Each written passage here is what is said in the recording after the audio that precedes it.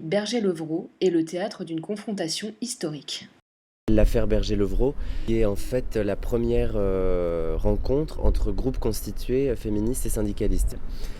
Donc pour situer l'affaire, peut-être c'est bien de faire une sorte de description un peu chronologique de cet événement qui est finalement assez peu connu et qui est lié à ce groupe féministe organisé autour de Marguerite Durand, qui a fondé en 1897 un journal qui s'appelle La Fronde, et qui, plus qu'un journal féministe, plus qu'un simple opuscule, c'était le premier journal entièrement composé, rédigé et dirigé par des femmes, et avec des sujets pas forcément uniquement liés au féminisme, mais une sorte de journal un peu d'actualité entièrement composé, rédigé par des femmes. Ces femmes qui travaillent à la Fronde fondent, 2 ans après la création du journal, en 1899, le syndicat des femmes typographes, suite au refus répété de la Fédération du Livre de les accueillir en son sein. Et peu de temps après, en 1900, ce syndicat des femmes typographes fonde une association coopérative des femmes typographes qui permet notamment d'échapper à la législation qui interdit le travail de nuit aux femmes, et donc qui permet à ces femmes typographes de continuer à composer le journal qui est un quotidien, donc dans la nuit. En novembre 1901, à Nancy, dans les ateliers de l'imprimerie Berger-Levrault, éclate une grève pour demander une augmentation de salaire. Et très vite, quelques jours après le début de la grève, la direction du personnel de la maison Berger-Levrault multiplie différents contacts pour trouver des remplaçants aux 90 ouvriers grévistes, et sollicite ainsi Marie Müller, qui était à l'époque donc la déléguée du syndicat des femmes typographes.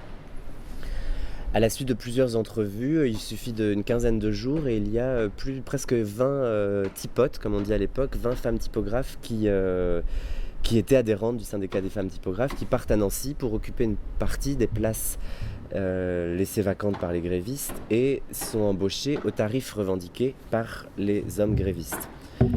Donc évidemment, cette embauche est très vite dénoncée par la Fédération du Livre, représentée par Auguste Käufer, qui est à l'époque donc le délégué de la Fédération du Livre, et également par la Bourse du Travail de Paris, comme une rupture de la solidarité syndicale, et qui conduit à l'exclusion, dès le début de l'année 1902, à l'exclusion du syndicat des femmes typographes de la Bourse du Travail.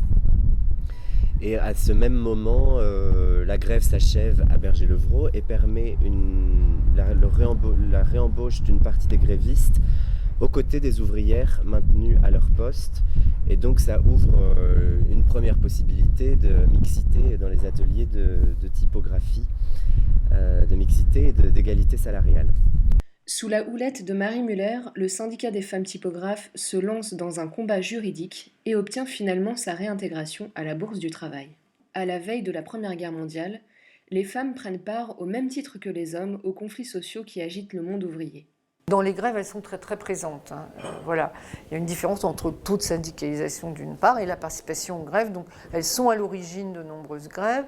Elles influent sur leur déroulement, et ces grèves étant, dans la période que j'ai étudiée, la Belle Époque, souvent accompagnées d'épisodes de violence, voire d'extrême violence, avec incendie des demeures de patrons, mise à sac des usines, incendie de bâtiments administratifs et industriels, etc. Et puis aussi, on s'en prend aussi aux personnes, aux non-grévistes, aux contremaîtres, justement, dont on subit l'autorité. Voilà. Donc c'est accompagné d'épisodes de violence et de comportements violents, voire très violents, et les femmes jouent tout à fait leur rôle dans ce phénomène. Et alors la presse, on va dire la presse bourgeoise, entre guillemets, c'est pas qu'elle est troublée par la violence de ces femmes en pensant que c'est étrange, etc. Non, ça vient confirmer plutôt l'image de la femme héritière de la Révolution française, les tricoteuses, les pétroleuses de la Commune. Voilà, il y a cette idée de la femme féroce, la femme du peuple féroce, si tu veux. En 1906 et 1907, Fressenneville et Raon-l'Étape sont le théâtre de grèves et d'émeutes où les femmes ont joué un rôle prépondérant dans le blocage de la production. Raon-l'Étape, c'est une usine mixte avec des effectifs, je pense à peu près 60% d'employées féminines. La grève part d'un atelier de femmes, après d'ailleurs le passage de la féministe Gabrielle Petit, qui les avait exhortées à la révolte et aussi qui les avait encouragées à adhérer à la CGT, à la section CGT des chaussonniers qui venait de se créer. Et ces femmes, eh bien, elles ont organisé le blocage de l'usine et de manière très méthodique, elles formaient des équipes de 25, elles ont tracté des poutres de fer très lourdes apparemment, qu'elles ont disposées pour empêcher...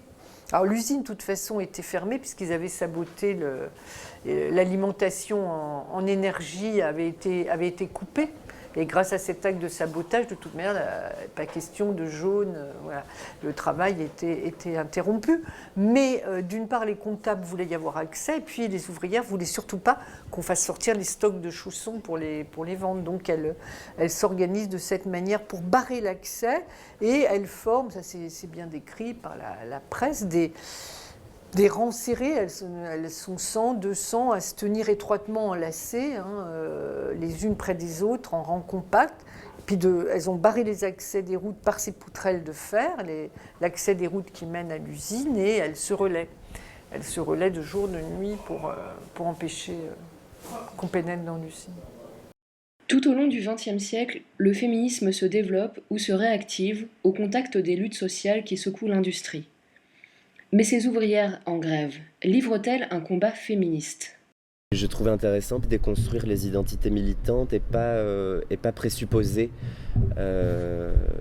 ni du féminisme ou ni de la conscience féministe des femmes typographes qui sont en fait envoyées par leur patronne à Nancy, donc dont rien ne permet dans les sources de vraiment savoir à quel point elles se rendaient compte de la portée possible, parce qu'au final ça crée un précédent intéressant d'ateliers mixtes à des salaires égaux, mais rien ne permet de vraiment savoir à quel point c'était pas juste une opportunité très concrète, de savoir à quel point la conscience politique était articulée. Mais du coup, de la même manière, rien ne permet vraiment de déceler un antiféminisme articulé et virulent de la part des typographes à Nancy qui ont surtout une grille de lecture patronat versus les grévistes, mais dans lesquels la présence des femmes semble pas être interprétée avec une grille féministe ou antiféministe. Au moment de l'émergence du féminisme de la deuxième vague, donc dans les années 70, ce moment en fait correspond à une phase de syndicalisation, de développement du syndicalisme importante, puisque c'est le post-mai-juin 68 et en plus un contexte de lutte sociale très importante, de grève longue, etc. Et donc on est dans un moment assez privilégié où il y a de nouveau effectivement une rencontre entre féminisme et syndicalisme avec, du point de vue des ouvrières, puisque c'est un peu ce sur quoi moi j'ai travaillé, des choses à noter qui sont intéressantes. Donc d'un côté, on a effectivement les féministes qui se préoccupent du sort des ouvrières et qui aimeraient pouvoir montrer que ce que vivent les ouvrières, c'est ce qu'elles sont en train de vivre elles-mêmes, c'est-à-dire une prise de conscience en tant que femmes de leur oppression.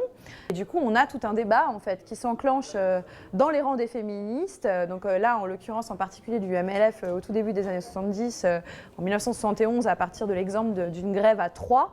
Il y a des ouvrières d'une bonneterie de Troyes qui se mettent en grève. Il y a un film d'ailleurs là-dessus. Et donc, on a tout un débat sur certaines féministes disant c'est une lutte de femmes, et d'autres disant non, en fait, c'est une lutte de classe et une lutte de femmes. Et donc, avec des échanges, des tribunes interposées dans la presse féministe en particulier, etc. Et moi, ce que j'ai noté, puisque je me situais vraiment du point de vue des ouvrières, c'est qu'est-ce que les ouvrières disent par rapport à ce débat? Et en fait, c'est assez difficile. C'est-à-dire que, globalement, elles sont souvent des témoins. C'est-à-dire qu'on va dire telle ouvrière a dit ceci ou cela. Et donc, ça montre bien que... pour une théorisation qui en fait est le fait des féministes. Même si bien sûr, faut jamais... c'est-à-dire qu'il y a aussi des ouvrières qui ont participé à des théorisations au travers d'organisations syndicales, au travers d'organisations politiques, y compris au travers d'organisations féministes comme le MLAC, hein, qui s'est fondé pour le droit à l'avortement et la contraception en 1973 et qui a produit l'émergence d'un certain nombre de groupes MLAC dans les entreprises et dans lesquels il y avait des ouvrières qui militaient, quoi. Depuis les premières rencontres entre féminisme et syndicalisme, comme lors de l'émergence du féminisme de la deuxième vague, le mouvement véhicule aussi l'image d'un féminisme bourgeois, objet de suspicion ou de rejet dans le monde ouvrier. Au début du XXe siècle, Marguerite Durand, personnage médiatique et influent, en est l'une des grandes figures. Un des angles d'attaque à l'époque de l'antiféminisme, c'était même pas vraiment au niveau des arguments, mais c'était plutôt que de dire que les femmes, les féministes étaient d'horribles guenons ou d'horribles excités, qui avaient perdu toute connexion avec leur nature féminine. Et Marguerite Durand était une femme dont tout le monde louait la beauté, l'élégance, le charme. Elle avait toutes les apparences de ce qu'on appelait à l'époque la vraie femme. Elle était d'une famille plutôt bourgeoise, aisée, mais sans être non plus très fortunée. Mais elle s'est distinguée assez jeune par une carrière de comédienne, donc qui la place un peu dans des sphères mondaines qui ne sont pas celles de la bourgeoisie, mais qui ne sont pas non plus celles du monde ouvrier, et qui lui permettent de devenir une figure influente, médiatique, avec des relais au sein des cercles de pouvoir, qui soient parlementaires, journalistiques, médiatiques, financiers aussi. On peut l'interpréter aussi comme une forme de stratégie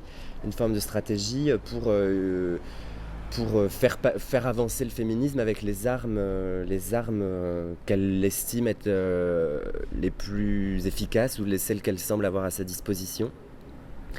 Mais en l'occurrence aussi, si on revient à l'affaire Berger-Levrault, ça augmente naturellement l'amalgame possible entre féminisme égale mouvement bourgeois, égale mouvement anti-ouvrier. Donc ça a pu augmenter la conflictualité entre les différents interlocuteurs, les différents acteurs de cette affaire.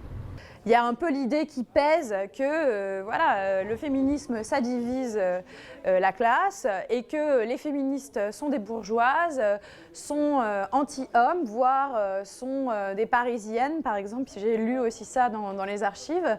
Et donc du coup l'idée pour une ouvrière dans une usine, vouloir être reconnue dans son syndicat, avoir une place dans son syndicat, etc.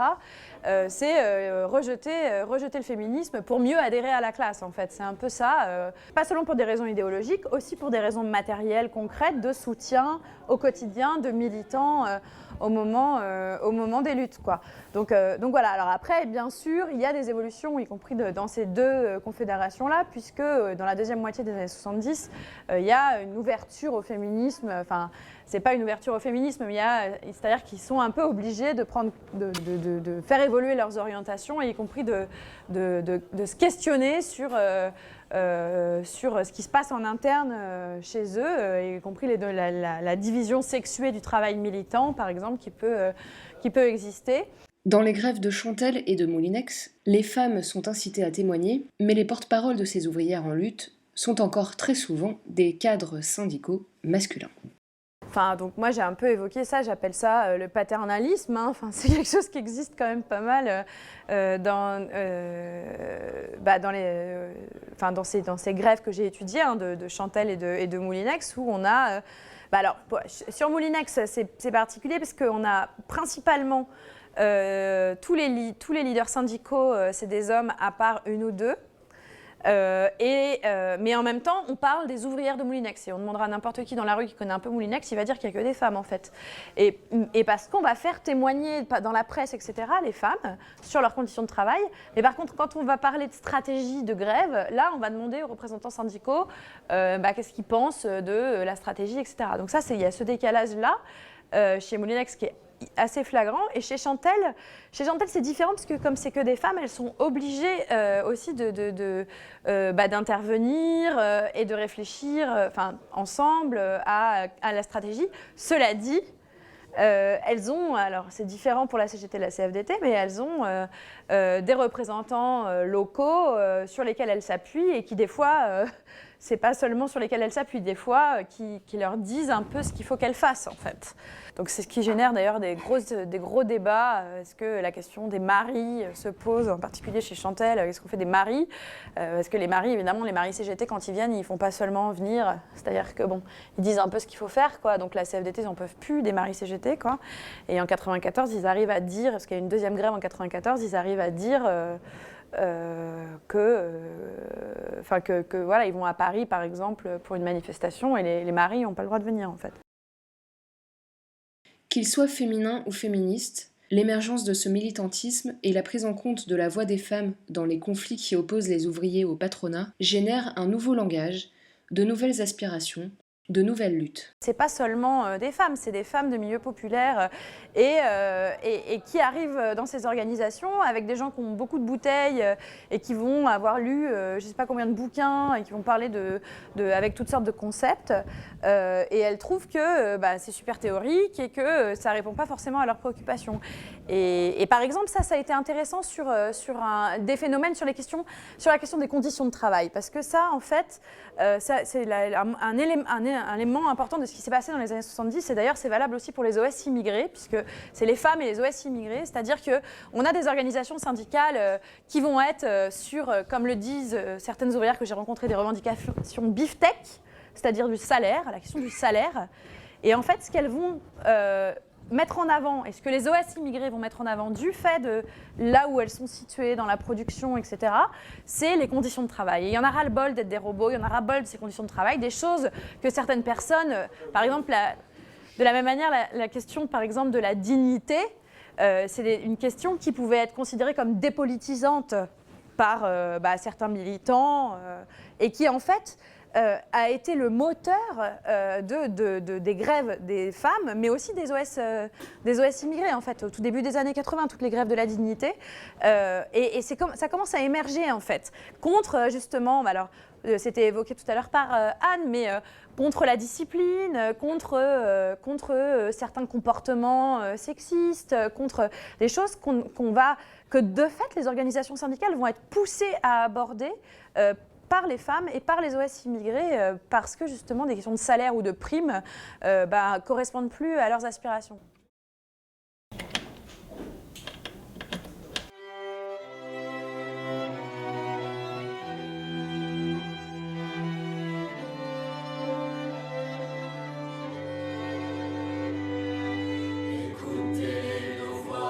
J'étais vraiment étonnée de tout ce qu'on pouvait faire tous ensemble en si peu de temps.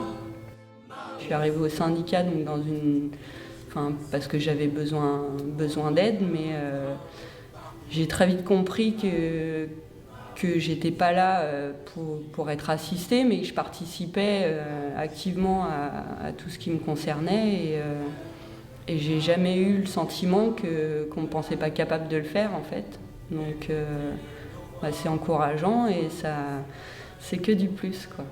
C'est nous, les gars du bâtiment, ouvriers, syndiqués nous sommes, pour défendre chaque jour sur nos chantiers, nos droits et notre dignité.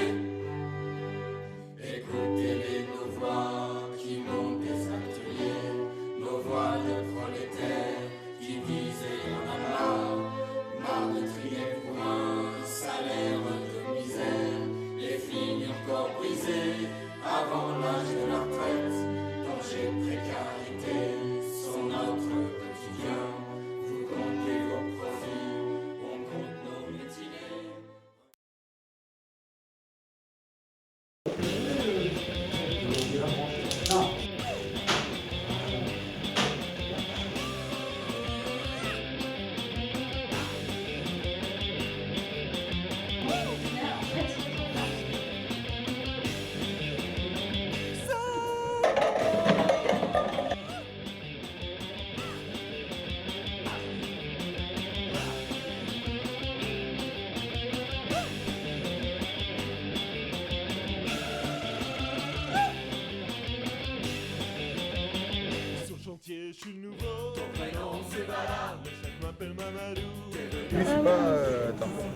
Poincaré ou quoi, non? Ah, Poincaré. Non, c'est un Allemand. C'est vraiment. Ah bah c'est le Bismarck. Non, il me dit quelque chose, tu dois savoir ça. Lui, c'est un nazi ou un truc comme ça. Non. C'est un Mais non, oui. c'est 14, il n'y a pas de nazi encore. Il était Non, jeune. mais aide-nous un peu parce qu'on n'y arrive pas de toute façon. Faut nous aider un petit Il a un peu. uniforme allemand. Ouais, ça non, mais qu'il est allemand, Mine de rien, ça. ils ont tous des moustaches. Ah mais c'est Hitler le plus jeune. C'est ça, allez, ça fait un. Bravo. Oh, eh, t'es froid. J'ai connu les yeux.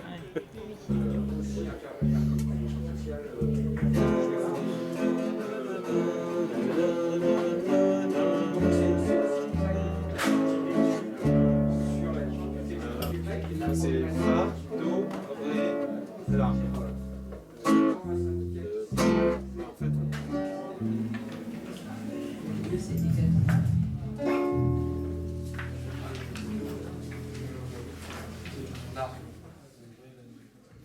L'occupant allemand, les élites, enfin les officiers tout simplement, ceux qui dictent en fait à la ville la politique qu'elle doit mettre en place, considèrent les prostituées comme un mal nécessaire. La thématique du mal nécessaire, ou voire du remède psychologique pour les soldats, est une thématique qui revient abondamment. Par exemple, Maurice von Bissing, un des 3 gouverneurs de Belgique pendant l'occupation, qui est attaqué pour son laxisme par sa hiérarchie, va répondre, je cite, que les officiers du front se reposent rapidement des expériences physiques et psychologiques très lourdes en profitant des amusements offerts à Bruxelles et qu'une réduction de ceux-ci sera plutôt nocive que positive. Par ailleurs, donc Benoît Magérus cite des travaux de Lippmann qui met en évidence la thématique de la prostitution comme remède, comme je l'ai dit, contre, je cite, l'expérience dépressive des tranchées. Ce que j'ai trouvé particulièrement intéressant, c'est le hiatus entre un discours qu'on pourrait, de façon un peu anachronique, appeler prohibo-abolitionniste, et une pratique, enfin une politique, qui est appelée à l'époque néo-réglementariste. Elles sont presque traitées comme une part de la para-administration militaire. Enfin, c'est un élément dont on prend en compte. Toutefois, elles sont évidemment extrêmement réprimées, extrêmement maltraitées. Donc il y a cette ambivalence-là qui est centrale dans le sort qui leur est réservé pendant la guerre. Avec un ensemble législatif qui va se mettre en place dès les années dès courant 1915, avec un règlement qui leur interdit d'habiter une maison à plusieurs. Bon, à l'époque, c'est vraiment une loi qui est destinée en fait à empêcher l'autonomie des prostituées par rapport à leur proxénète. Pas de tenue aguicheuse, carnet obligatoire qui permet leur fichage. Donc évidemment, on pense à la fois au livret ouvrier français par lequel donc, la préfecture française obligeait les ouvriers à avoir un livret à faire signer lors de leur déplacement dans toute nouvelle ville et lors de toute nouvelle embauche. Et on pense là encore à la loi Sarkozy sur le racolage passif. Voilà, ajouter au fait qu'encore une fois, on a très peu de sources de prostituées qui parlent en première personne, qui s'échangent des lettres comme on peut avoir pour les soldats, et qu'on a exclusivement des sources policières. Il me semble que la figure de la prostituée au XXe siècle se donne comme un espèce de monolithe d'objet de répression et d'objet de gestion administrative qui est une espèce d'invariant tout au cours du XXe siècle, soit objet de répression hygiéniste, soit objet de gestion paternaliste, mais en tout cas elle n'est jamais citoyenne. Là encore c'est intéressant le cas belge puisque les femmes acquièrent le droit de vote à la fin de la guerre, à partir de 21 ans, contrairement au cas français où il faut attendre encore plusieurs décennies. Donc les femmes acquièrent le droit de vote, sauf les prostituées. Un ancien colonel de Turquoise qui avait fait le Rwanda et qui me disait, bon mais alors il y a des femmes qui se sont prostituées, soit dans les camps de réfugiés, et il disait il y a peut-être des femmes qui pour nourrir leurs enfants l'ont fait, mais c'est quelque chose de magnifique quelque part, une femme qui se prostitue pour nourrir ses enfants. À la fin des années 90, l'armée ouvre ses rangs aux femmes. Les femmes militaires représentent aujourd'hui 15% des effectifs de l'armée.